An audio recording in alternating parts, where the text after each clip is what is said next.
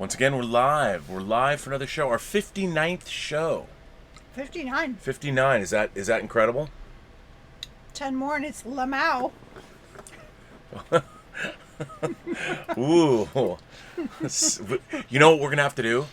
We're going to have to watch a European softcore thriller for our 69th show. You know we're going to have to do that. Okay, I'm down. I'm very excited to talk about tonight's film. Do I have stuff in my teeth? No, you don't have anything in your teeth. This is another director making another appearance on the show. Yes, it is. Which is pretty exciting. I mean, there's so many directors we're neglecting. But greetings, imagination connoisseurs. Once again, it is I, your Duke of Dope Discourse, your master of fun and wonder, your viceroy of verisimilitude, and your sommelier of cinema, Robert Meyer Burnett, and I am here with the ever-effervescent, who might you be? I am Elizabeth Gwendolyn Bell. I'm the ace, the arbiter of cinematic excellence, and the enchantress of entertainment. The enchantress of entertainment. And I think tonight's movie is rather enchanting, even though it deals with some dark, dark subject matter. Absolutely. And which is great. I mean, we had Terry Gilliam. We did Brazil. We did. A film that actually makes a pretty interesting appearance, cameo appearance of Brazil in this film, in the office of the video store. There's a Brazil, and it's a foreign movie poster. It's not the American poster. It is actually a foreign film poster. And also, David Cronenberg's The Dead Zone is up in the office. Wow, well, you noticed a lot. Well, you know, being a video store veteran like I am, I'm always interested to see what posters are up, especially in movies that are, well, 29 years old. Very cool. So this would be, first of all, before we get into the film, we have to get into our wine, and we have a birthday bottle of wine. We do. We received a package today. We actually received 3 packages today. We did. So the birthday bottle of wine comes from our official couple. Actually, we got the official representation from the East Coast, the Pacific Northwest today, but this is a Beaujolais Village.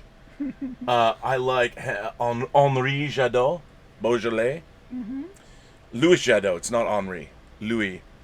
Oh man, so much for that sponsorship. You're getting closer. You're getting closer. We're getting closer to 30,000 subs. We are getting closer to 30,000 subs. So I might be helping Rob. Thank God, because my French broken. names. I mean, I feel like I'm on the short bus to some country without knowing what to say. I love you speaking French. Yeah, but doesn't it make me look like a moron? Nah. What the hell are we supposed to do, you moron? That's from Animal House, ladies and gentlemen.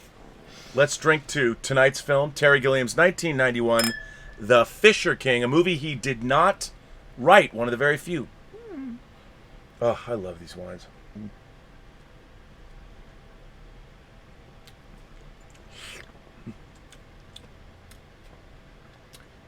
That's lovely. Always lovely. Always lovely. So Richard LaGravenese wrote this movie, gets sole screenplay credit, and I think Terry Gilliam was trying to prove that he could make. Actually, this film was produced by 2 female producers, Deborah Hill, who worked with John Carpenter, the late great Deborah Hill, and Linda Obst. Oh, nice. So, and they're the producers of the film, and Richard LaGravenese obviously wrote it. Mercedes Ruehl won an Academy Award for Best Supporting Actor. Wow. Amanda Plummer was nominated for, I think she won Best Actress, and Amanda Plummer was nominated for Best Supporting Actress. Oh, very cool. And the film did receive other nominations. And I think this is one of Terry Gilliam's best and most accessible films for the general public. Yeah, it's probably... I mean, a lot of his other films are offbeat. It was the second time he dealt with the Holy Grail as a part of his subject matter. Mm-hmm. Of course, the first being Monty Python and the Holy Grail. Oh, he made that. Yes. I see now. Yes. He's a little obsessed with the Holy Grail. Well, I think Grail quests are sort of part of his entire filmography. Yeah. The Man Who Killed Don Quixote. I mean, Don Quixote is kind of a story about a man. I mean, the tilting at windmills. He's kind of on his own Grail quest in a way. Yeah, it's a quest for sure. And there's a lot of characters. I mean, the Adventures of Baron Munchausen, Time Bandits. These mythical quests are very much a part of of the idea of, I think, his whole filmography. I like that. I do too. I like that a lot. So this movie begins with... It begins with Jeff Bridges. Jeff Bridges as Jack Lucas. Will excuse me. Radio shock jock. Kind of like a Howard Stern type, Eric Bogosian and talk radio. Yes, and he's a radio host.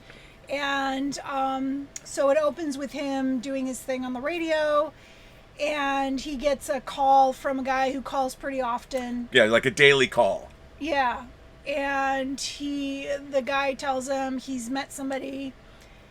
And then Jack goes off on some rant about this yuppie bars and those people, you can't trust them and they don't care about you and, forget about her. And yeah, he just flippantly just rattles off this stuff and... Well, and at the same time, he's also up to be in a TV series basically based on his life. Right. And he's got a great apartment and a hot young girlfriend, and he's got this whole... Who's bored out of her... Yeah, he's bored out of her mind, But yeah, so he goes home. He's so excited because the next day they're going to be shooting his show. Well, they're going to be shooting, I think they're putting him on tape. He's doing his audition or something. Or are they shooting a show? Maybe they are. Maybe they're shooting a show. And so he has one line that he needs to know for the next day, and it's, well, excuse me. Or, forgive me? Well, forgive me. It was forgive me, and then he changes it to excuse me, because he's arrogant. I know. Does he change it? Anyway. Yeah, he starts out it's not him. So he does those line readings, and he's ranting in his apartment trying to get the... Yeah, he keeps practicing the same line over and over again. And then the next morning... Well, no, he sees that night when he's practicing, he sees a news report. I thought it was the next morning. He gets up to go, and he's watching the news. Oh, maybe it is the next morning. I think you're right. He's watching the news, and on the news, he sees that there was a shooting in a bar in Manhattan. The bar. And 9 people were killed. And as the story unfolds, he finds out that the shooter was the guy that he told that stuff to. So he blames himself, and indeed he might have... And the news blamed him too. The news blamed him too. I mean, he definitely instigated it. I mean, then again, you never know. But see, yes, he was not careful with what he was saying. But, I mean, in my mind, you can't control what other people... No, but you have to be... I think what's interesting is... You do have to be careful what you're saying. Right. And 29 years on, in our culture today... You never know. Like, who knows who's listening to this movie? Maybe we will cause somebody to drink too much wine and watch films they shouldn't be watching. Well, what kind of films would we send them to be watching? I don't know. I was trying to make a joke. You're supposed to laugh and be like, think that was funny. Maybe it wasn't that funny. But I think we send people to watch movies they should be watching. Well, it's true. It's true. But the idea is we don't know who's out there. We don't. And I think that there has been a lot of especially now in our social media culture, and you just never know what people are saying and what people are thinking. And right. I think everybody needs to act responsibly when they're online, especially talking from some soapbox like ours. You do. You really have to be careful. And then the movie jumps 3 years later. 3 years later, and he's a mess.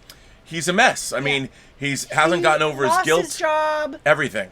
He is now living with his girlfriend. He's living with Mercedes Rule, who is not exactly the kind of woman that he got. A woman he found. She was a life preserver, and it's assumed that she's actually a lovely woman. She really loves him. She's a business owner. She lives above the video store that she runs. Yeah. It's her own business, and he's freeloading. He's drinking whiskey all night long, and she enables him. She's trying to put him back together. And yes, she's definitely in hopes that he will become something that she could, And he's obviously tortured. And one night, a typical night for him, he's drinking. She's like, "Are you going to stop drinking?" And he doesn't. And he takes a bottle and goes out into New York. He does.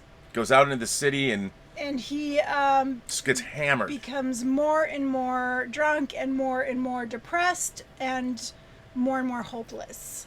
So finally, well, first of all, some kid brings him this like a nutcracker Pinocchio kind of a doll. Elf Christmas thing, and he gives it to him because he thinks he's a homeless guy. Yeah, and the first we see he's from a very well-heeled family. We see the rich father, and there's a homeless guy who wants money, and the Right. father's like, you immediately get a sense that the homeless community is this community of troglodytes that most of New York society could care less about, and the dichotomy of that world, the two worlds colliding, is very much in that scene. Absolutely. And then the kid hands him, this He doll. hands him the doll, and he's wandering around. He ends up by the river. river.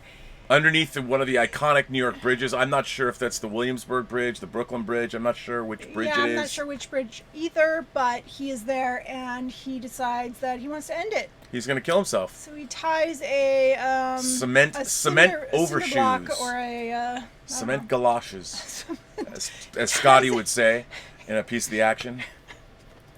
He ties it onto his leg and ties the doll to it, and he's about to jump when all of a sudden these teenagers show up in their Jeep, and they come out and they want to beat the shit out of him. And they do. I mean, they hit him with a baseball bat. They pour gasoline. They're going to set him on fire. They want to set him on fire, which is just unbelievable. I mean, and then right when they're about to do that, 3 homeless guys show up. Led by a knight. Led by a knight. Led by a knight on a grail quest. That's right. Parsifal, Galahad, who could have... And it's Robin Williams. It's Robin Williams. As Perry, decked out in the finest homeless armor anybody could have. Absolutely. And so he basically rescues Jack from these kids. And he ends up taking him to his home, which is... kind of it's an enclave of homeless people underneath the bridge. Yeah, right. And crazy ne'er-do-well folks. Right. Yes. So he takes him home, and he lives in a basement of the building he used to live in. Right. When he used to live upstairs when he was not mentally and unwell. We find out about Perry's past, and it turns out he and his wife were in the very bar that was shot up by Jack's. You find that out after. We find it out later, but yeah. And yet he was there when his wife was basically shot in the back of the head, which we see later, but in the face, the most horrible tragedy, and it sent him into a state of catatonia for a month. And he was in a mental institution, mental ward, and now he lives on the streets. Now he lives on, and it's like he has no memory. Perry is not his real name. That was his persona that he had, and he was like a professor and a teacher of history. He was a very well-heeled guy. Yes. And this tragedy has made him descend into homelessness. Right. So he explains to Jack, who's trying to get away because this guy's crazy, and he explains to him that he heard basically angels, big fat baby angels, cherubs, tell him that he needed to find the Holy Grail. The Holy Grail. And he knows where it is. He does, because they also told him, or somehow, a magazine was named and what page to look at. So he looks at that magazine, and some architecture magazine. And there's literally a castle. In New York, where this guy lives in a castle. A very wealthy man, and it's a medieval. It looks like a medieval castle. It does, which is hilarious. And on the page they told him is a picture of the guy's library, and on the shelf is a grail. And so he thinks like that's his quest. He has to get this grail. And he explains this to Jack. Again, this is our second movie that we've done on this show about a Grail quest, because Indiana Jones and the Last Crusade is also about the Holy Grail. There it is. So yes, I mean, it's an ongoing theme apparently on this show, not just in Terry Gilliam's career. But then Jeff Bridges, they strike up this very unlikely friendship. Yeah. And they get Well, because then Jack finds out that the guy who, that he told off, basically, went and killed, and one of the victims was yeah. Harry's wife. And so now this guilt that he's been carrying around for 3 years now has a face. Yeah. Now, and so he realizes that above and beyond what he already, like, he was all mired in self-pity and wallowing in his own muck, but now seeing how someone else was affected and finding out that this tragedy had greater proportions than he'd ever realized. Yes. And he starts to sort of come out of his shell where he feels that in seeing that there's someone even more sad and pathetic in a way than he is, that he starts, I think, coming out of he feels guilty, and so he wants to fix it. He wants to fix it. He sees a way to fix something. He wants to help because he feels so guilty about it. And then he realizes after a bit of spending time with him that maybe if he can help him in some way, it might relieve him of some of his guilt. And yes, and also the Perry character, unbeknownst to Jeff Bridges because he can't see it, is being pursued by this dark, this red, hellish, fire-breathing knight on a horseback that is pursuing him. Yes. Throughout the city in his own mind. This we don't really know what it is yet, but it's a manifestation of everything that Robin Williams is sort of fighting against, and it's really well done. I mean, the way that it's very Terry Gilliam-esque. It is. And there's really no optical effects in this film until the end card at the end of the film, but maybe a couple shots of the moon, but it's a physical effect. So they had this giant fire-breathing knight on horseback running through the streets of New York, and it's really great. I mean, the imagery is really really interesting. It's pretty menacing. And Jeff Bridges is trying to figure out, like, what are we running away from? And and they find sometimes Perry rescues people in the park from getting trampled by horses. Yes. And so Perry is living in this dream world where the city. He's a knight. He saves people. Yes. And then one day, Jeff Bridges discovers that Perry is obsessed with a woman. Yes, he's obsessed with this woman. He's been watching her for a while. He knows her routines. He's in love with her. And it's Amanda Plummer. Yeah. Who's a great actress who specializes in playing kind of these weird, quirky. She's very weird and quirky. She's very weird and quirky. I mean, she does a great job. She's great she really in this role. She does a lot of physical comedy, and it's very, but it never, it never crosses the line of being goofy. Right. Even though there's these fantasy elements to it, it's still the way this movie's shot. It feels like you're on the streets of New York. There is verisimilitude here. Yeah. And one of the things I think is so great is that it never breaks. You never go into full-on fantasy sequences. Yeah. When you see, like, there's great moments, there's great shots when, like, the fire-breathing knight, the evil knight, is galloping through the city and galloping right past people that are just walking normally. Right. It's really subtle, but you see just people walking down the street that are completely oblivious. They don't see it. I mean, I would love to have known, like, when they were filming this movie, did they have a problem with these extras, like, turning their heads and looking, like, or cowering from the flames, But, so it's really great. So they follow her around. Yeah, so, yes, they follow her around. He knows her routine, and he drags Jack to the subway to see her come home from work. And there's a great scene where he's like, she'll be here, this is the time. And she's a little late. And she's a little late, so he's a little worried, so he starts, looking for her.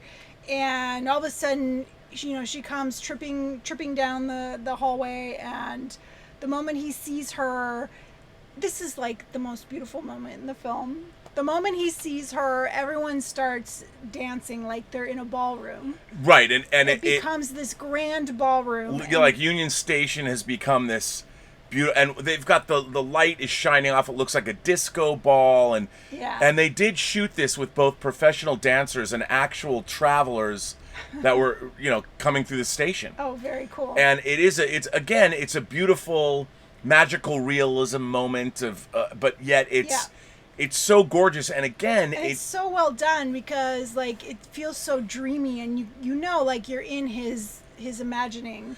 and this was something that Richard LaGravenese did not have in his original script. Oh my Terry God. Gilliam didn't like. I don't remember what was originally there, but so Terry Gilliam came up with this idea himself, and they changed it. Brilliant. No, it's really, really well done, and the way, it's so subtle how people come together. Like, there's not this moment where the camera stops and suddenly it shows everybody dancing. Yeah, no. It's like they're just- walking and then they and begin they dancing. Just slowly, this beautiful waltz, and then she walks by, and he follows her, and everyone's waltzing around them, and then they reach the end of the hallway, and everyone just kind of gently goes back to what they were doing. And another character that's introduced is the character of Michael Jeter. And Yes. Michael Jeter had the big bushy mustache. Michael Jeter was a great actor. He was a Broadway actor, a Tony Award-winning Yeah. actor who actually died of AIDS. He was HIV positive for a long time. He died of an epileptic seizure, Oh wow. according to his partner. And he's a great actor. He's another one of the homeless community. Yes, he was great. He And was great. and he says, I was once a cabaret star, and I Yeah. once sang and danced on Broadway. So he's a friend of Perry's, and they kind of... Well, they rescued him. He was like in the park, and the horses almost ran over Yeah, him. so they rescued him, and he becomes part of their little. He becomes part of their troupe. Yeah. So Perry comes up with this idea that if there's a way that I can get these two people together, Yeah. maybe that's what I need to do to help Perry. That's my penance. That's his penance, and he feels like it'll free him to move on with his life. So he formulates a plan to get them together, and so he calls her work, and his girlfriend happens to come into the room, and she's like, "Who's Lydia? Who's Lydia?" Oh, that's great. Are you And- seeing somebody? You're Yeah. calling her from my house? And then he explains his plan to her, and she's like, "Oh, well, that's a great plan."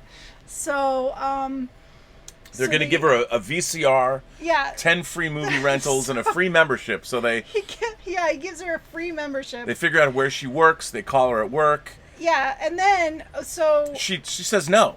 she says no, but then they're like, well, we got to make this work. So then they ask Michael Jeter. Michael Jeter to go in there and do a singing telegram and give her the membership. Right. And now, one thing I want to mention, that the TV show that's based on Jack actually got made. Right. So what we didn't say is that he sits there when he was drinking and he watches this show and drinks himself into oblivion, because this was supposed to be his show.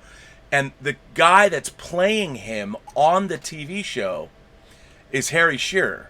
Harry Shearer, who does all of does a lot of voices in The Simpsons, was in like The Right Stuff. He's this great okay. character actor, great raconteur. He does podcasts and radio shows, and it's great. I mean, it's great. There's all these little... Kathy Najimy plays this crazy woman in a video store. Not crazy, but she's looking for something to watch, and Jeff Bridges in his drunken stupor doesn't really help her. Yeah. And so there's all these great, like, New York character actors sprinkled throughout. John Delancey shows up later in the film, Q himself, That's right. as a network That's right. executive. He does. David Hyde Pierce plays Jack's agent. Yep.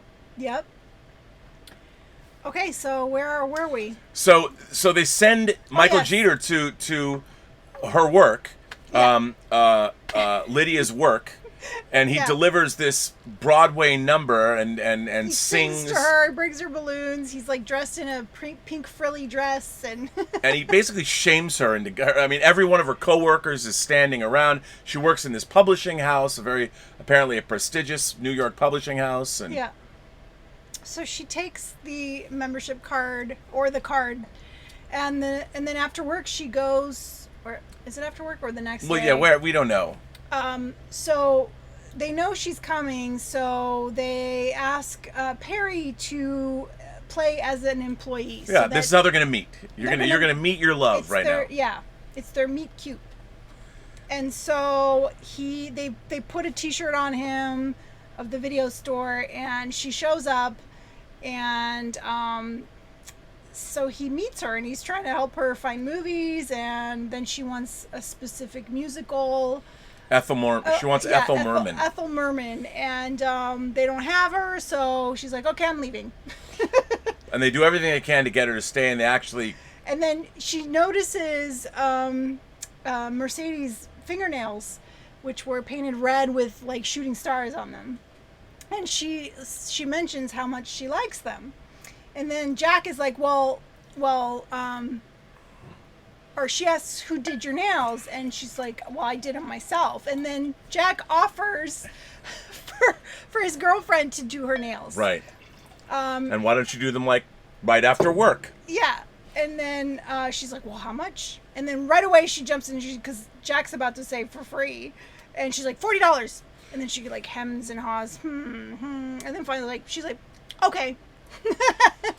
And then she shows up that evening. And while she's getting her nails done, Perry and Jeff Bridges clean him up. They clean Perry up. Right. Because he's still a homeless dude. Yeah. And they try and get him a linen suit. So he like gets one of his old suits, and then staples the sleeves and the to make them fit. Yeah, Perry. Because Jeff Bridges is a big guy. So they do that. They clean him up, and the plan is, when they come back to the apartment, they're going to invite her out to dinner. And he also gives him his wallet so he can pay. So they show up, and meanwhile, the girls have been, talking. They've been drinking tequila, and talking. having actually a really good time and connecting. And yeah. So when the guys show up and say, let's go to dinner, at first, Lydia's like, oh, no, I need to go home. She's reluctant. And but they convince her. And they go out and they have, it's really interesting. They go out and have this nice time at the dinner table. Yeah. And you know that Jeff Bridges and Mercedes Rule, their relationship is it's not great. It's not great. But what's interesting is the two of them are watching the sparks fly between Perry and Lydia, and they really have something going. And you see that there's something like the two of them are helping. Mercedes Rule realizes that Jack is maybe not such a sad, pathetic person. I mean, he's done this thing, this selfless thing, and she's participating. So it's also in a very interesting sort of they use these wipes that go in between the scene to show the passage of time. But it was sort of interesting. It wasn't, from just as an aside from a filmmaking perspective, I noticed that the wipes don't pass the time that much. And I was wondering, like, there's not enough difference between the scenes. So I figured they had these long, goofy scenes at dinner, but they couldn't let them run long. It would just seem, so I think they figured out a really interesting technique. It's not used anywhere else in the film, where these wipes are just happening, and it works. Like, it shouldn't work.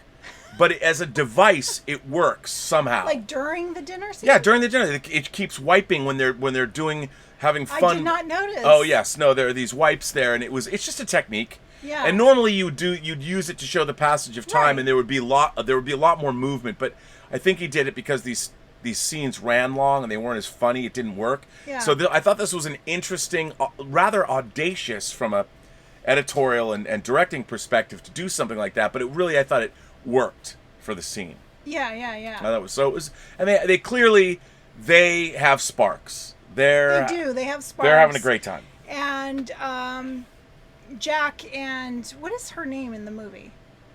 What is her character's name? Anne Napolitano. Anne.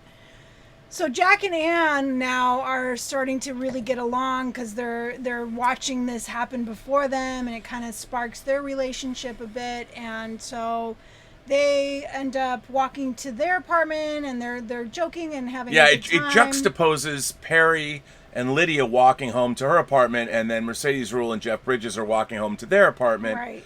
And it's nice, and they're both getting along, and when Jeff Bridges and when Anne and Jack get home, they have some sparks fly, and he picks her up and carries her up the threshold, up the stairs. And then there's a really great moment when Lydia and Perry are outside her door. Yeah. And she basically says everything that's going to happen. Like, you're going to come up, and and we're going to sleep together and all this, but then you're not going to call me tomorrow. I'm never going to hear from you again. She basically gives this whole thing about, and you realize like this has happened to her so many times before, and it's left her. It's really sad. It is so sad. And the way it's done, and Amanda Plummer is so good delivering this story, and you believe it utterly. And, you know, you're with her. She goes to go home, so he basically runs to her door. Right. And he's like, wait a second. You basically, we basically made love and broke up all in 30 seconds. All in 30 seconds. And it's a great moment. And then they talk. He's like, I just would like one kiss. Yeah. And she kisses him, and you realize that it's gonna work. Well, he has this moment where he tells her that he was basically stalking her, and at first I'm like, don't tell her, she's gonna think you're creepy. But he tells it in such a beautiful way that she's so touched that she, she's at this point like, wow. And by the way, you know what? Like, I'll bet you there are people that would say that when Robin Williams, like you said, it was creepy. Now people would be like, well, this is problematic. He was stalking her, and is this movie advocating for men stalking? Well, I mean, there's a difference between stalking and... Oh, this is the good stalking. This is, There's the bad stalking, and there's the good stalking. True. Well, I wouldn't call it stalking if it's good. Right. So where do you draw that line? There's a problematic line in the sand. I mean, who are you going to cross? Which side of that line are you going to be on? Yeah. But it does work out. And it was a different time, 30 or 29 years ago. You could stalk women in New York. It was all right.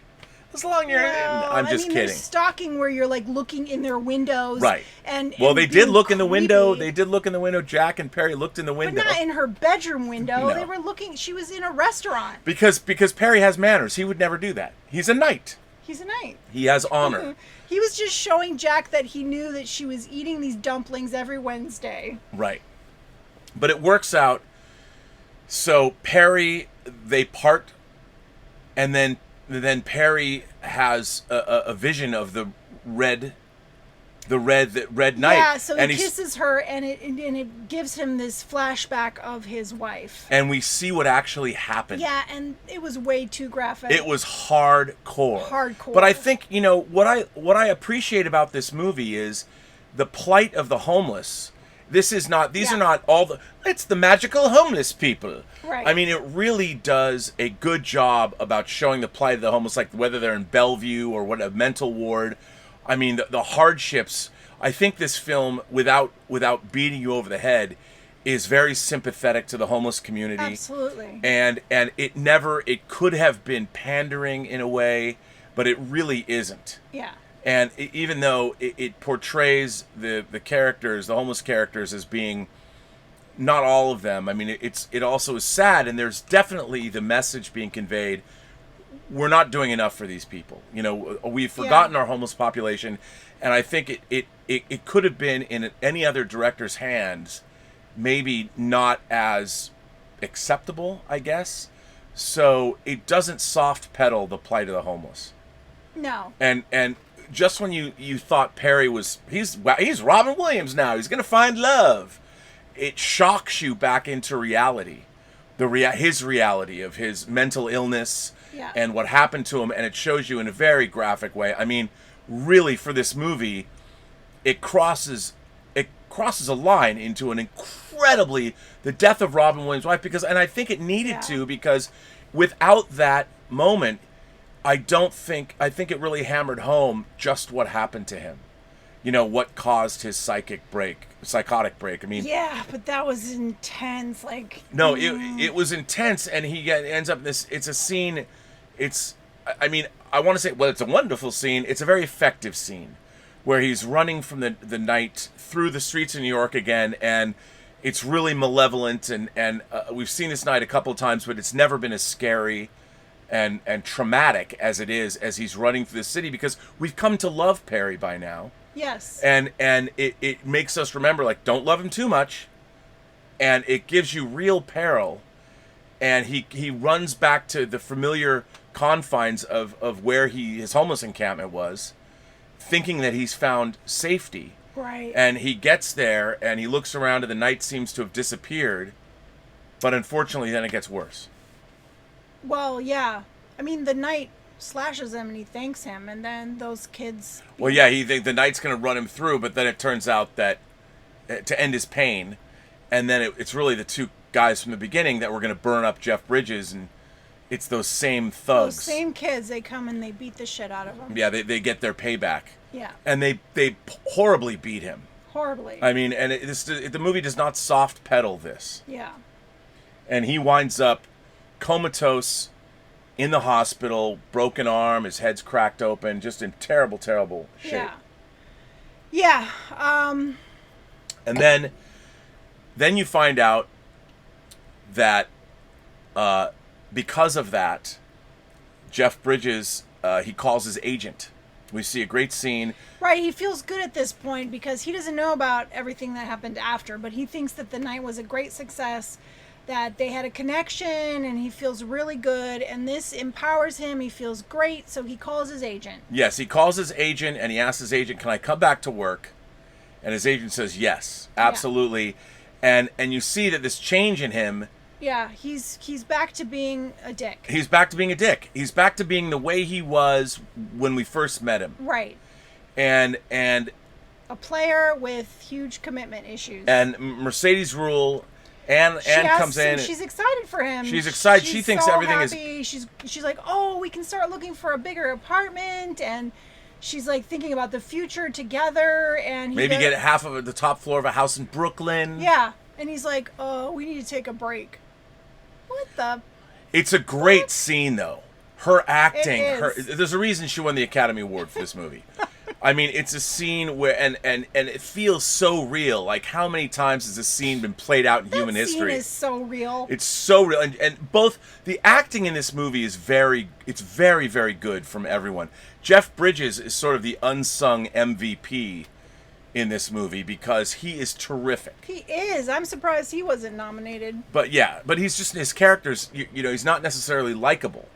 He facilitates the plot, but you think he's kind of a schmuck this whole time. He's a dick. And then he descends back, and he basically, they're having this fight and everything, and then suddenly the phone rings. He basically is broken up with her. Yeah. And take a break. She's like, no, we're either breaking up or, you know. Yeah, I'm not a modern woman. Like, I'm old-fashioned, Jack. Do you love me? And he's like, well, I'm not sure. Yeah. And she's like, the fuck? Yeah. She's like, no, we're not going to be on break. We're breaking up. Yeah, that's great. And they get the phone call from the hospital because apparently it's maybe a couple of days have gone by. Yeah. Because Robin Williams, Perry he's completely in a cast, but he was found with Jeff Bridges. I don't think a couple days go by because they both go together at that point. No, but I mean, because it took him a while. He feels better, but I got the idea that maybe a couple days did go by because, or at least because if you see where, because he pulled himself together. He pulled himself. It might have a couple days. He's feeling good. And when you see what happens, they get the phone call from the hospital because somebody finally got around to looking at and finding his wallet. Jeff Bridges Perry had his wallet. Yeah. Had Jack's wallet. And they go to the hospital and they see Robin Williams. Perry is in terrible shape. Terrible, and he's catatonic, and he is not responding. And basically the doctor's like, there's nothing you can do. We're going to send him to the mental hospital. And so... And there's nothing you can do. And then Mercedes Rule and Anne and Jeff, Anne and Perry, Anne and Jack, they leave Perry, and Mercedes Rule's like, okay, we're done. She did her duty. She went and saw him, and then she's like, well, I'm sorry. And then she just leaves. There's an amazing camera shot where the camera is on the second floor, sort of behind him, and it goes over a balcony and it pulls down, and it kind of follows Mercedes Rule down the stairs, and then you see Jeff Bridges come up and look at her leave. It's a beautiful and long. He's like, I'll call you. Yeah, and it's just a great. It definitely has a sense of finality. Yeah. To it. That was a great scene. It was a great scene, and then you basically cut to Jeff Bridges is now back on the radio. He's back on the radio, and he's back where he was. Even though he's a little softer. He's a little softer, but he's got his radio show back. It's almost like he's right back where he started from, doing his show, and everything is great. Yeah. And he's going to do a pitch Like yeah, he's got a his new TV agent show is taking him to do a pitch for a show. that they want him to be in. And so, he goes and does that. Well, he goes and does that, but he goes with David Hyde Pierce. His agent and him are going beautiful New York building, probably somewhere on Midtown, some great. Yeah. And as they're going into the building, they see Michael Jeter. Right. Michael Jeter's the homeless cabaret singer, and he's the getting rousted by the cops or whatever. The security guard doesn't want to let him in the building. Yeah, and they're like, Jack. He's like, Jack, and Jack sees him. Yeah. And they lock eyes, and he can't. And his agent's like, "Do you know him?" And then Jack just walks into the building. Just disses. I mean, if you weren't convinced he's become prime dick again, and then they're in this pitch with Q, with John Delancey. Yes. And John Delancey's making his pitch. He's saying, "Look, we want to do this show about 3 wacky homeless guys, and I guess you're going to be the friend or whatever it was, however it was going to be." Yeah. And it's exactly what the homeless population could have been portrayed like in this movie if it wasn't directed by Terry Gilliam. Right. So is there very meta commentary on what's going on? And as he's listening to this, he realizes he has a crisis of conscience. Yeah. He just gets up and leaves. He leaves that meeting. And he can't find Michael Jeter. He's gone. Does he look for him? Well, yeah, he's like he goes out. Maybe he's around, and he says, "Damn it!" And then he ends up and goes to visit Perry again. I didn't realize that part. Yeah, you're right. Okay. Yeah, and he goes to visit then he Perry. goes to see Perry. And Perry now is still catatonic, so time has gone by. Yeah, you know? And he goes in and he sees Lydia leaving, and he pretends like, he turns around so she can't see him, and she's asking the nurse about some watermelon sheets that she had brought in. Right. And she leaves, and then he goes and sees Perry. But we also know that for all the time that Jack has been putting his life back together, Lydia's been going to the hospital and visiting him. That's what we learn in that scene. And he walks up to him, and he's wearing these funny watermelon pajamas, and he's got like happy sheets, and so she's been there probably every day.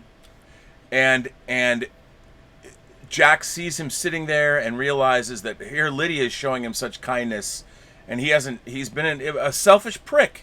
A selfish prick. He thought like he did his duty and then he could just be like, I'm out of here. No. And then he goes and visits the boiler room where Perry was living, where all of his stuff was.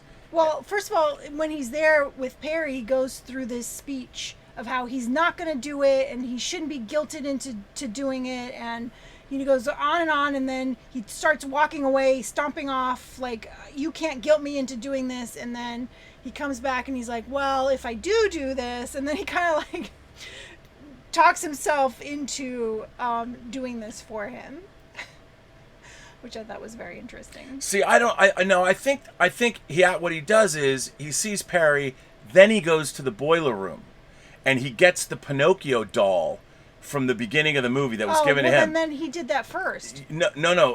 Maybe you're right. But that's right. He goes to the boiler room, gets the stuff because he brings the Pinocchio doll. He does. Yeah. So he goes to the boiler room after he can't find Michael Jeter. Yeah. Looks through his things, finds out about his Grail quest. Yeah. Looks at it, gets this stuff, and looks through it, and then gets the Pinocchio doll, yeah. and he brings it back to the hospital where he sees him. Right. Laid out, and he leaves the Pinocchio doll and then gives that speech. Again, a phenomenal moment with Jeff Bridges acting. Absolutely. I mean, Jeff Bridges is basically I can't believe he wasn't nominated. It's a soliloquy he's given, and it's great because he's like, I'm you're not my problem, blah blah blah blah blah. Yeah, and then he's gonna totally, go away. like he totally connects with the character of being a dick, and he's like still being a dick even though he's there. And then he like realizes and he starts, his subconscious starts working on him, and he, comes back and is like, well, if I do this. Yeah. and it's great because he finally accepts everything that Perry is told. One of the things we forgot about is earlier on in the film, Perry takes Jeff Bridges into the middle of Central Park at night and strips naked, and he says, "This you got to sit and you cloud burst or you cloud break or whatever." Right. And Jeff Bridges is like, "Whatever." It was part of their whole day. Whatever. Oh my God! And you see full frontal. Yeah, Robin you were delighted. Williams. You were seeing a little like, Robin oh Williams. My God! You got some Robin Williams peen. Yes. see the pee. So then Jeff Bridges goes out, and again, Terry Gilliam is threading a very thin. Well, he's using a needle and threading a very thin line, whatever you want to say, because this scene could have been ludicrous, where Jeff Bridges goes and penetrates this castle fortress where this man lives. But it's great because it's got this whimsy that, you know, like from the when you're mentally ill, there's this little part of you that's got this crazy whimsical, you know. Well, it's all earned. I mean, it's earned because we've seen this fire-breathing red knight. So, and then Jeff Bridges is dressed up in sort of this weird homeless knight thing going on, and he scales the sides of the castle and goes up into one of the. It's. And that's where he sees the stained glass window, and it's the knight. It's the stained glass window of the red knight. And he hears the fire-breathing. Yeah. Horse, Yes. and he goes, great, you've got me hearing horses now too.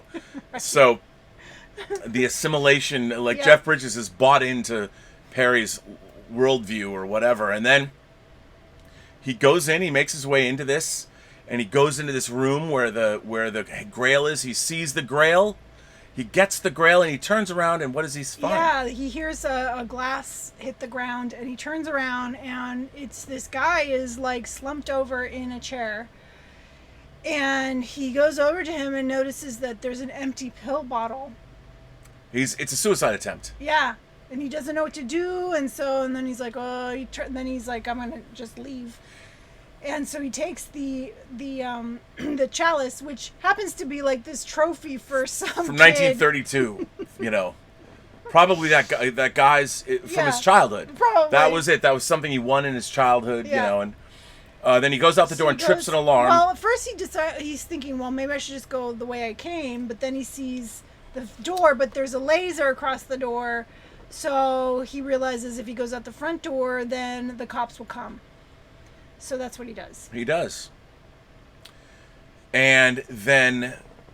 So he takes the chalice and he goes back to see Perry. And it's a great moment. Like, he takes the chalice and puts it in Perry's hand. His hands on it. And he's just exhausted, and Jeff Bridges kind of lays down and falls asleep with his head on Perry's hospital bed. Yeah.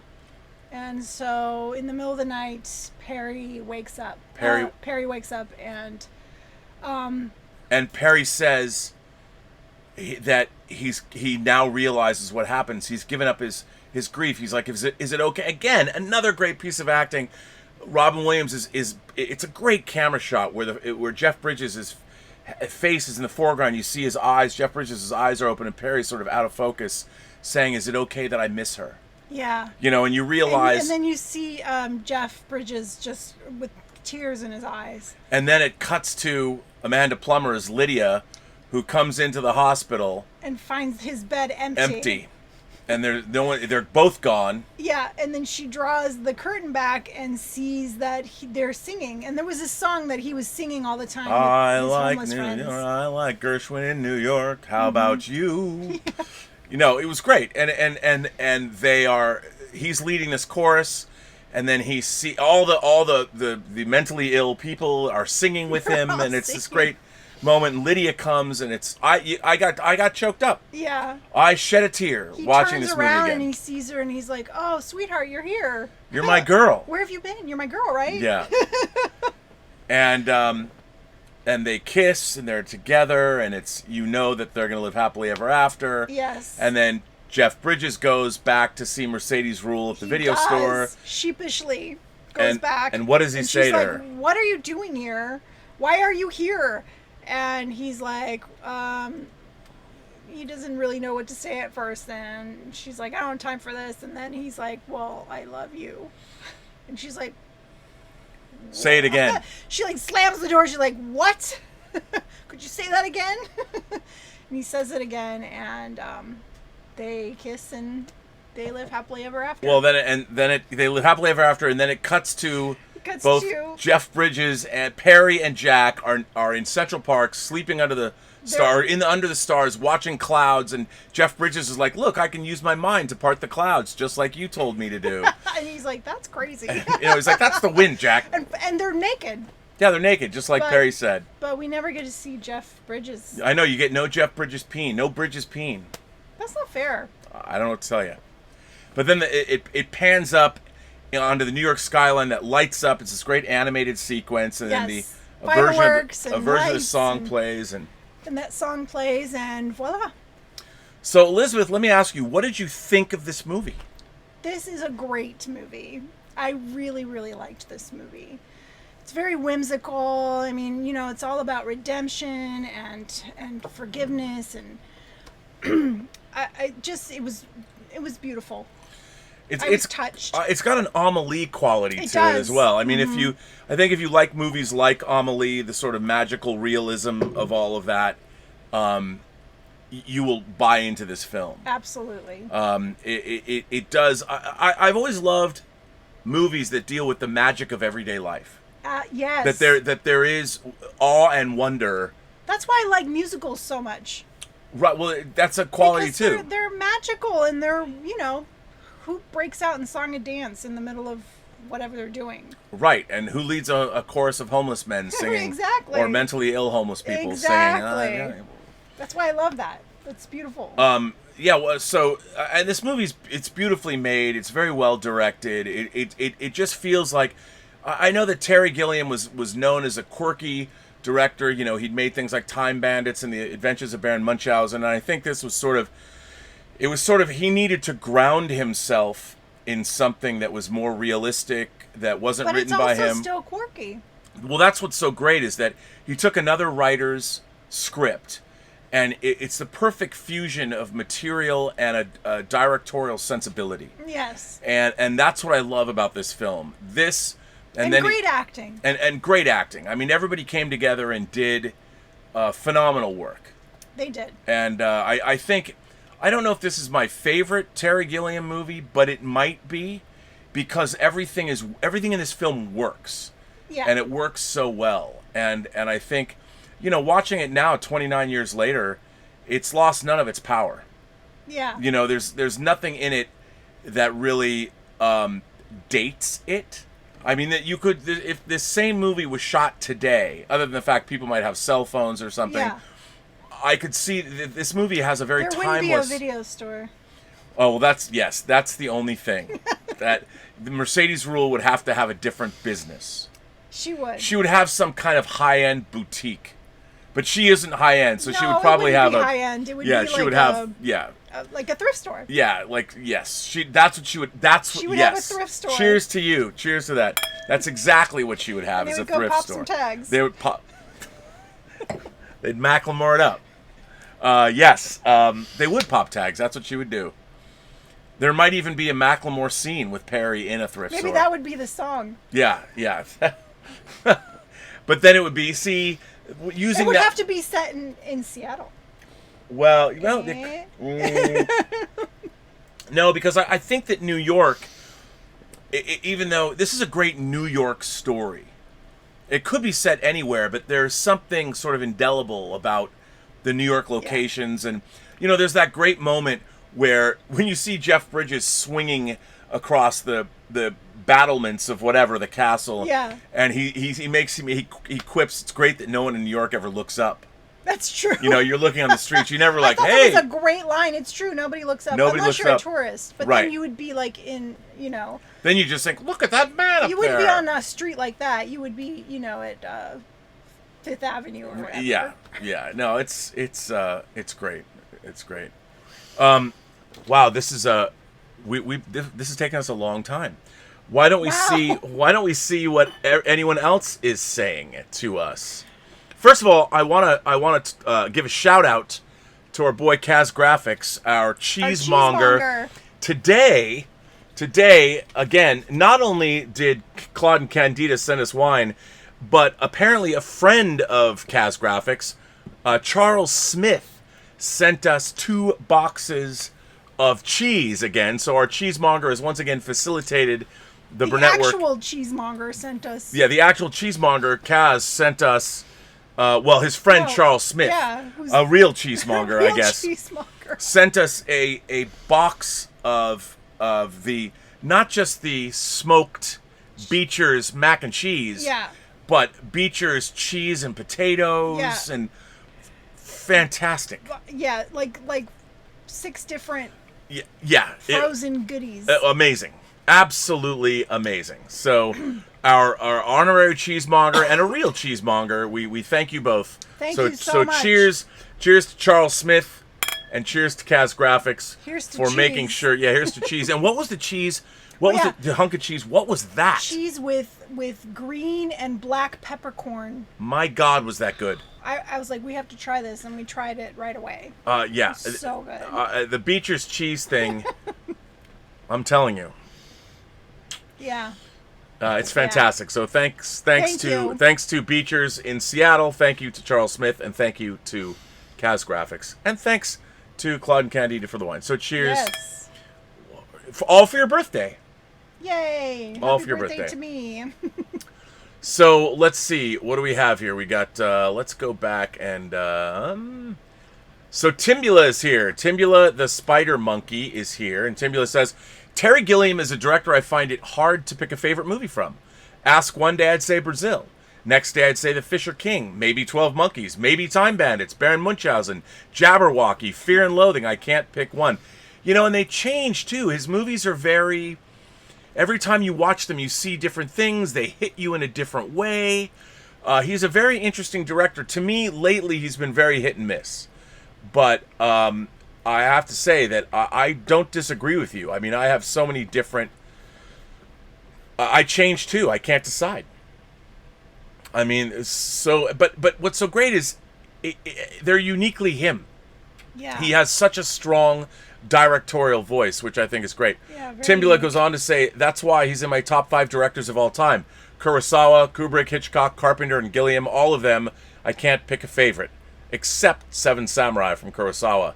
See, you're right, but you know what? There's movies from Kurosawa that I love. Rashomon, I love High and Low. Seven Samurai is pretty epic, so maybe you're right about that. Kaz Graphics. Kaz Graphics is here and sent us a super chat. Thank you, Hello. sir. I love New York in June. How about you? It's great. Keep going, babe. You know, I didn't stay when I didn't watch the end credits. I don't know who sang the version of the song at the end. I didn't know if it sounded kind of like Harry Connick Jr. Yeah, I wasn't sure either. I didn't. I should have listened. I well, didn't. maybe it says on your cheat sheet. Oh, my cheat sheet. I don't really look at my cheat sheet. Let's hang on. Box office critic. Let's see. I don't know if it says. No. Oh, right there. Oh, wait. No. How about you? Click on it. Well, yeah, okay, now we're clicking on this. So it's a popular song. It was Ralph Freed wrote it, composed by Burton Lane, released in 1941. Other film appearances. Harry Nielsen sang it. All right, of course he did. All right, there you go. Yeah, I think Harry Nielsen would be a better choice. Terry Gilliam might not have gone the Harry Connick Jr. route. Yeah, I didn't think it was him. Yeah. I couldn't tell who it was. Joshua Levesque sends in a tip and says, Robin Liz, another great show tonight. I've got a movie suggestion for future whining. The Dark Knight. Not sure if comic book movies are a possibility, but if they are, I think it would be a great choice. Thanks and have a better night. We could do that. We could. Kaz Graphics sends in a super chat and says, Jeff Bridges, I'm hearing horses. Perry would be so proud. Yes, that is true. I love that. That's a great moment, too. It is. That's a really fun moment because he just kind of stops, you know, and looks at the thing, and it's a great... And it was a great moment where I even said, we all need some Perry in our life, meaning we all need to let go a little and stop being so, you know, serious and connect with our crazy. Yeah. Uh-oh, I think I shrunk something in my image thing here, which I apologize for. I didn't mean to do that, but I did. I made it too small. Oh, there we go. Sorry about that. I got too excited. Claudius is here. Am I gonna have to? I can't. Bon anniversaire, Elizabeth. C'est un bon film. Jeff Bridges deservedly received the Cecil B. DeMille Lifetime Achievement Award at the Golden Globes. His contribution to cinema is stealthy. Yeah. The Dude, The Last Picture Show, Starman, Crazy Heart, amazing. Oh no, he's Hell and High Water. No, Tron. Don't forget Tron. No, and King Kong, John Guillermin's 1976 King Kong. I mean, Jeff Bridges, Cutter's Way, another great film. Jeff Bridges has an incredible filmography. And, all the way, Bogdanovich's Last Picture Show. I mean, he has a 50-year career. Yeah. I mean, he is really impressive. He is impressive. And I think he's one of our, great actors. He is. And the Coen Brothers remake of True Grit. That's right. Fill your hand, you son of a bitch. Yes. I mean, it's really great. Really I agree, Claude. I'm a fan. Yeah, and also, he has been married to his wife forever. And another thing that Jeff Bridges does that a lot of people don't know is that he's a photographer.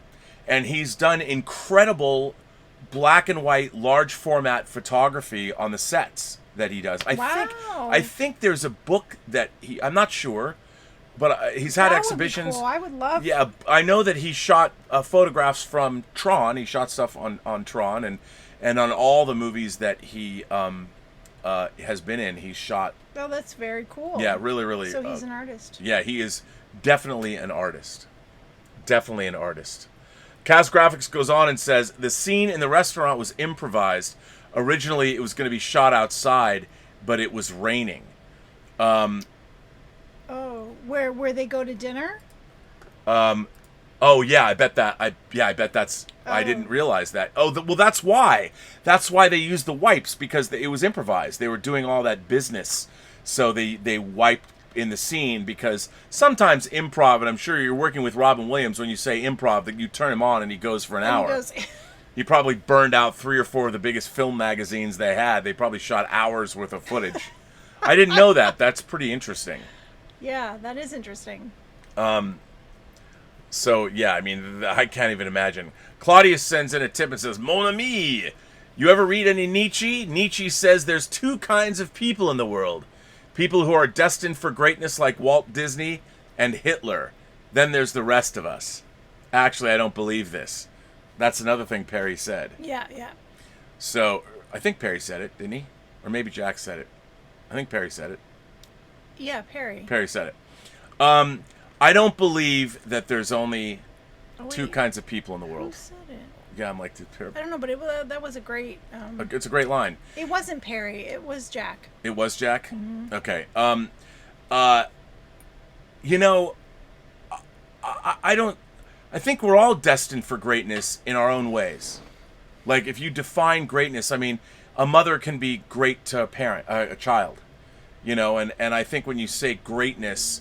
Not everybody's going to be Walt Disney, but there are some people like, I think about another magical real movie that we should do is Field of Dreams. Okay. Have you seen Field of Dreams? I have, but I don't remember. Okay. Come on, man. Field of Dreams? I've seen it. All right. Because that is another film that I adore. Mm-hmm. And the idea that there is magic in the world. I mean, it's real ridiculous magic. But there is still something about it where...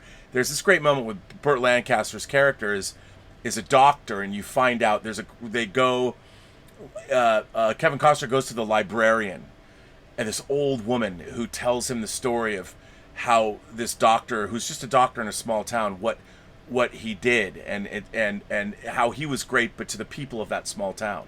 Right. And while this guy was not Walt Disney. Yeah. Right, but those people are in history.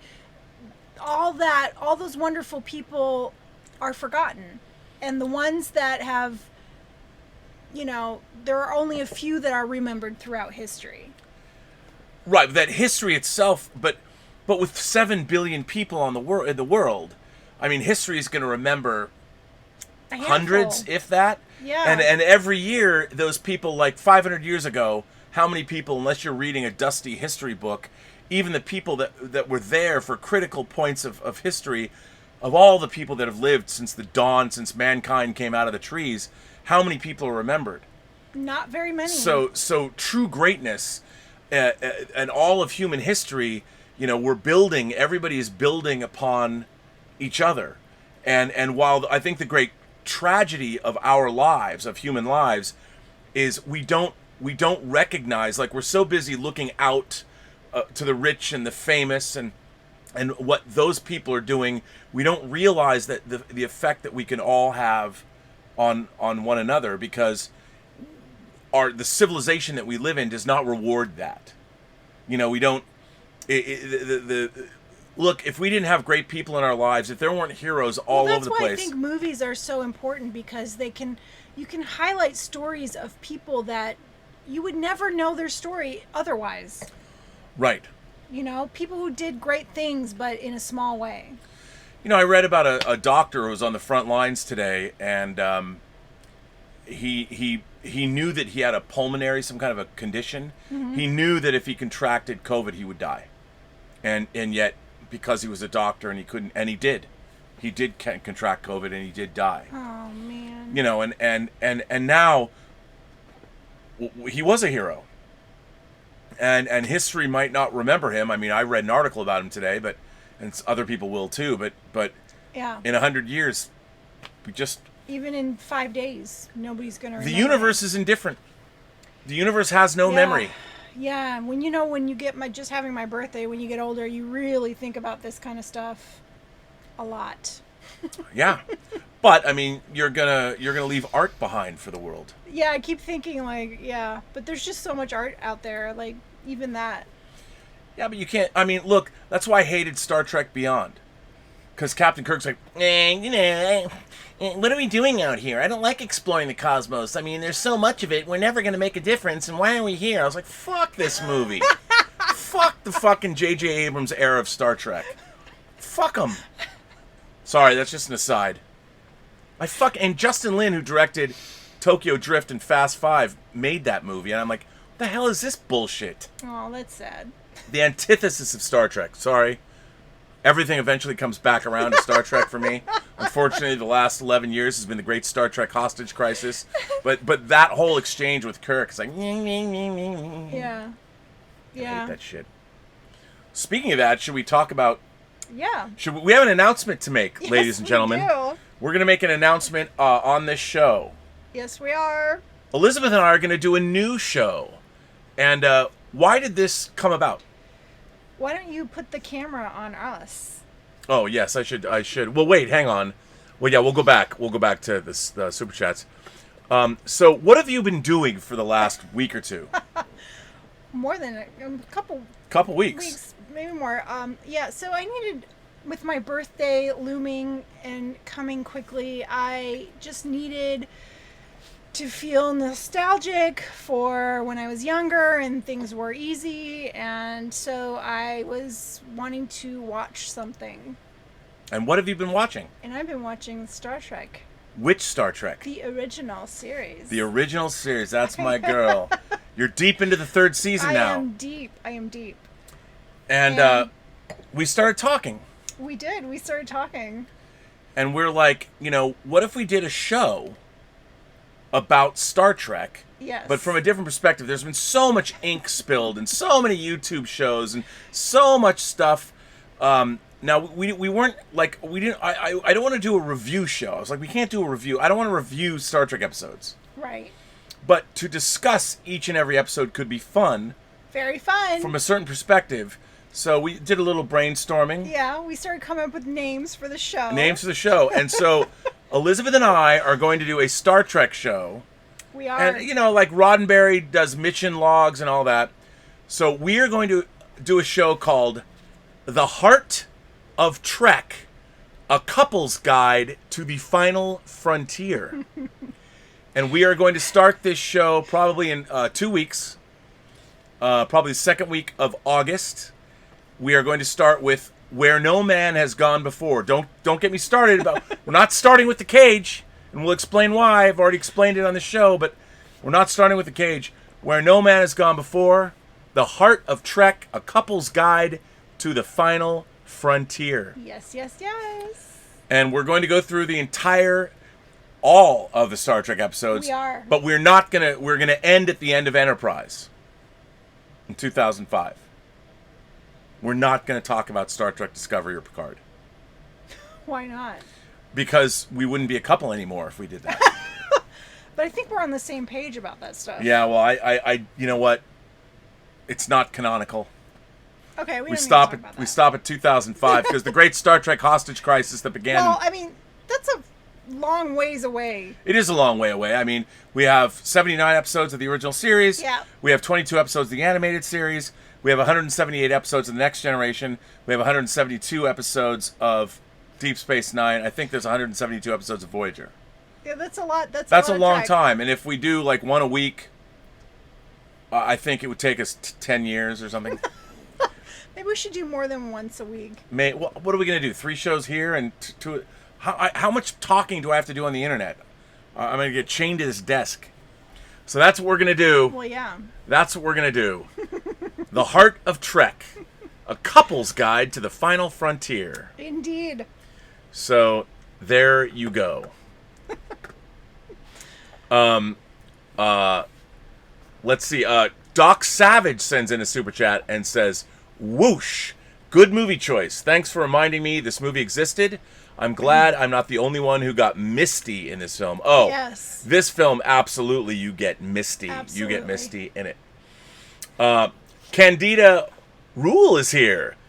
This is women were created out of God because, after all, women can have babies, which is kind of like creating, and which also accounts for the fact that women are so attracted to men. Because let's face it, the devil is a hell of a lot more interesting. Another great line. The script is amazing. It's such an amazing script. John sends in a super chat and says, "Hail Elizabeth and RMB, cheers." Well, thank you so much. Claudius Perry, Claude says, there are three things in this world that you need: respect for all kinds of life, a nice bowel movement on a regular basis, and a navy blazer. I would say that's philosophically, that is the great underpinning. That's some truth. This movie drops some truth. A lot of truth. A lot of truth. Kevin the Cosmic Doctor sends in a tip and says, "Love the Fisher King." Oh, the Comic Doctor. Did I say the Cosmic Doctor? And yes, I have a package ready to go, Kevin. I'm sending it to you. Love the Fisher King, along with the Fabulous Baker Boys and Tucker. Those are just a few of Jeff Bridges' films that I really appreciated in late 80s, early 90s. The Fisher King was one of my first DVDs, and Bridges' hairdo was slick. Great flick. Jeff Bridges has, I mean, his hair. He's got great hair. He's got great hair. I mean, and he's got peak Bridges hair in this movie with the, especially when he's doing well, the slick back hair with the ponytail. Super sexy. Yeah, he's great. Yeah. Yeah, the Bridges hair has never let anyone down. Kevin the Comic Doctor is also Kevin the Cosmic Doctor. Apparently. John sends in a super chat and says, "Congrats on the new show. I can't wait." Well, we're over time, and we've got some mac and cheese. We've got some Beecher's mac and cheese. We do have Beecher's waiting for us inside. That we do, and we should make a video. I don't know, put it up. Sure. Send it to Charles. Send it to Charles. Send it to Charles. So, Elizabeth, we come to that time in the show, where we talk about our bottoms up scale. What is our bottoms up scale? Our bottoms up scale is from 1 to 4 glasses of wine because there are 4 glasses in a bottle. 4 glasses in a bottle. 4 glasses in a bottle. So on a scale of 1 to 4 glasses of wine. Of water? Of wine. Are you turning water into wine? I am. That's what I do. On a scale of 1 to 4 glasses of wine, how many glasses of wine do you give the Fisher King? I give Fisher King 3.75 glasses. Ooh, 3.75. I'm going to go 3.5. I mean, as much as I love this movie, I do think, you know, it's to me, it doesn't get quite to 4 glasses of wine because it doesn't resonate with me the way some movies do, but it still resonates with me a lot. Do you know why I didn't give it 4? I don't. Are you going to tell me? Because we didn't get to see Jeff Bridges'. Are you telling me the difference between 3.75 stars and 4 stars is Jeff Bridges' cock? Do you have to use that word?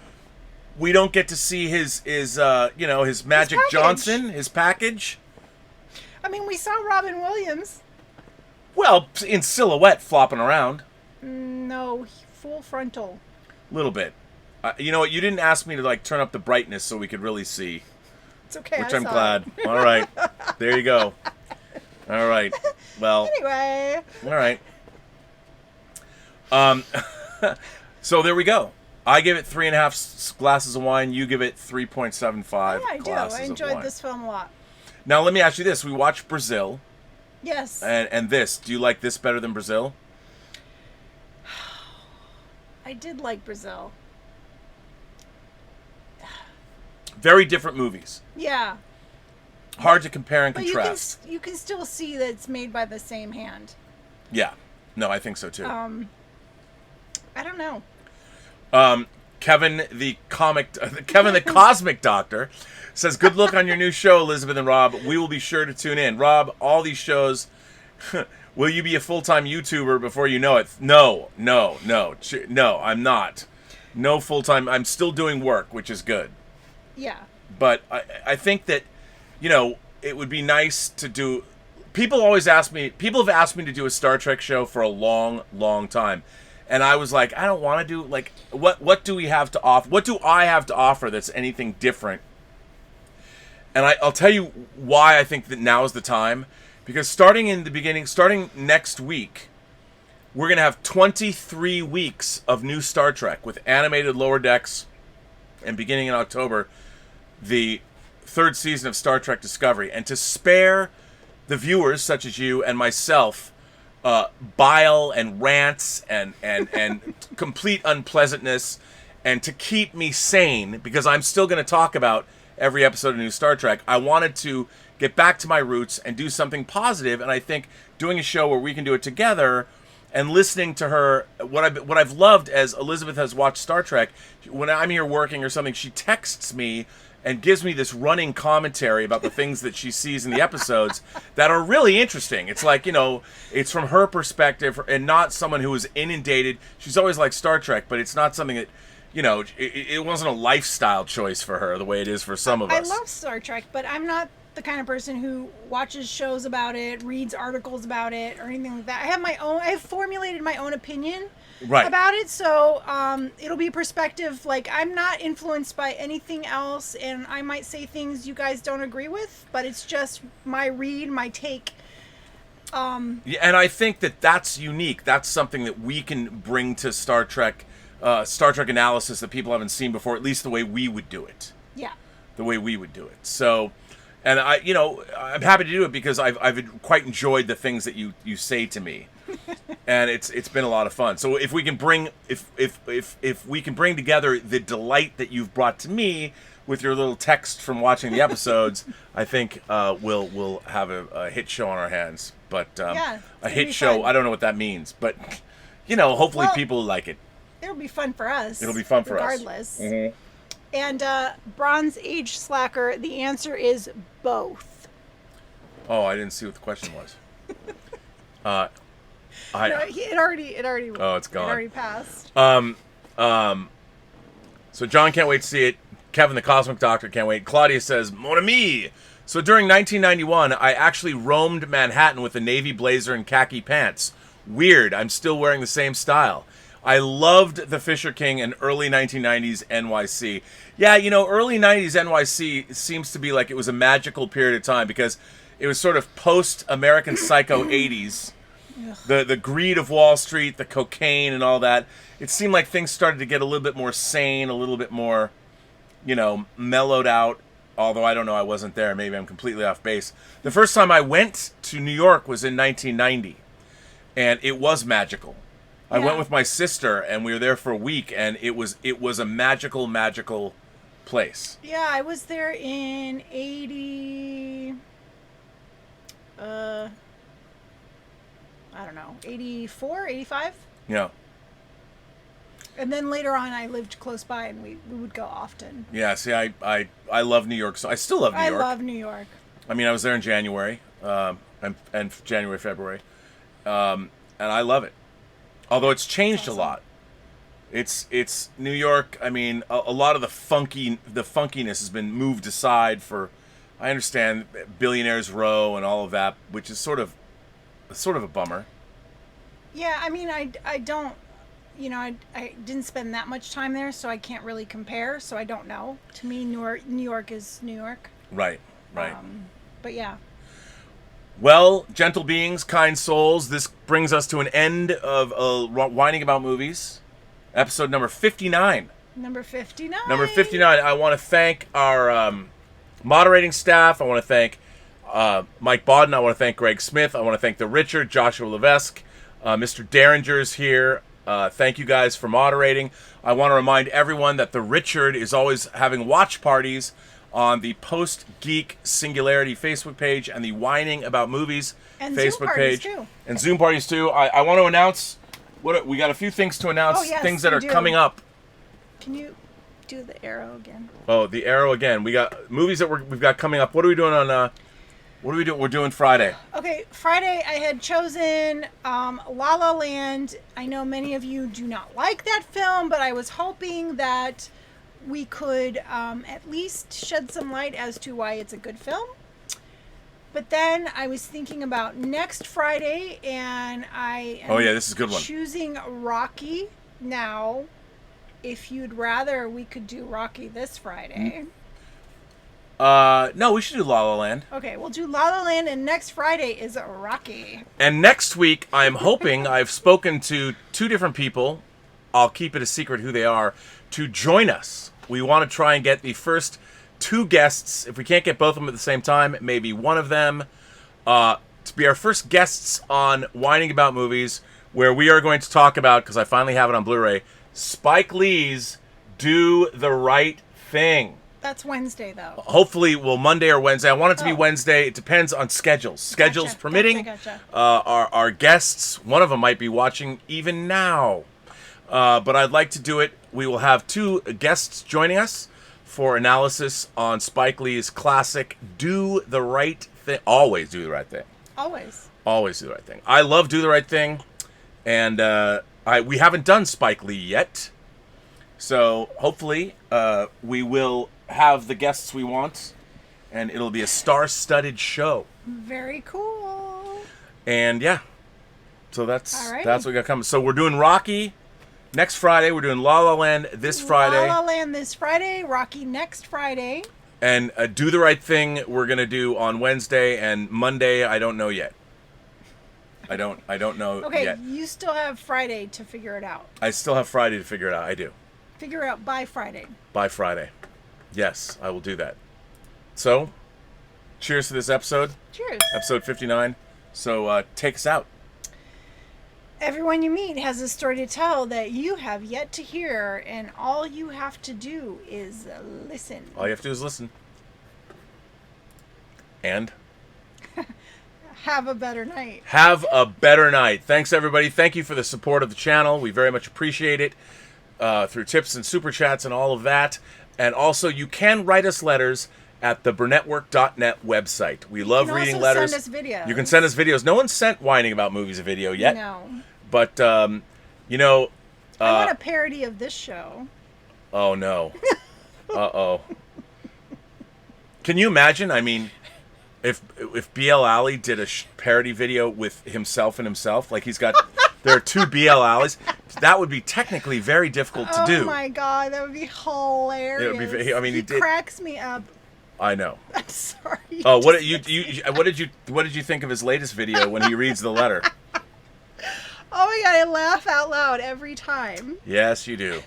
I think you like his show better than my show. I know, you don't... Oh, man. Okay, on that note...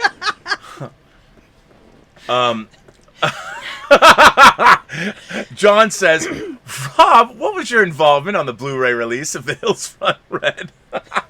Well, since you asked, John, as many of you know, a movie I produced, The Hills Run Red, recently came out on home video on Blu-ray for the first time from Scream Factory. And of course, I produced the disc along with director Dave Parker. We produced over 6.5 hours of special features, and I'm certainly glad that John asked us about that, because, one day, and that day may never come, I will stop talking about The Hills Run Red So for those of you who want to support, I don't make a dime from the sale of this disc anymore, but it's pretty cool. It's out there. And if you want to know how low-budget horror films are made, you can watch over 6.5 hours of special features and find out everything you needed to know. And on that note, Elizaviews Whining About Movies, episode 59, comes to an end.